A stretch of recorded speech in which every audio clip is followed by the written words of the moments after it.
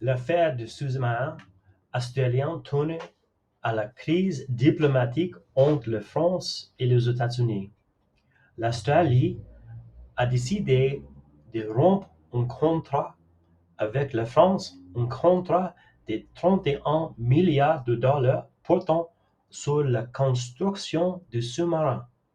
À la place, le pays a conclu un accord avec les États-Unis et le Royaume-Uni pour des sous-marins nucléaires. Cette décision provoque la colère du pays. Les autorités françaises dénoncent un coup dans le dos, une décision brutale et insupportable. Cette décision en dit long aussi sur la volonté des États-Unis de renforcer leur présence dans la zone Indo-Pacifique, notamment face à la Chine. Mais cette politique de Washington n'est pas nouvelle. Explication de Roman Lemarespierre. Après la retraite américaine d'Afghanistan, les États-Unis ont, semble-t-il, décidé de jeter toutes leurs forces dans le développement de leur politique de sécurité dans la zone Indo-Pacifique. En réponse aux velléités chinoises dans cette zone du monde très disputée depuis des années. Cette politique américaine n'est pas nouvelle.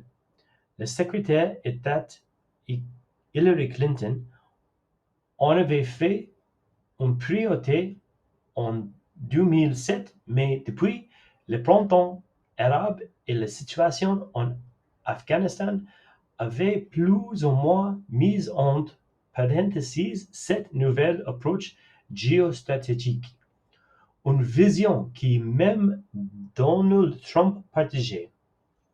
Joe Biden a décidé dorénavant d'accélérer en scellant une alliance avec l'Australie et le Royaume-Uni au risque de se brouiller avec un partenaire de longue date, en l'occurrence la France.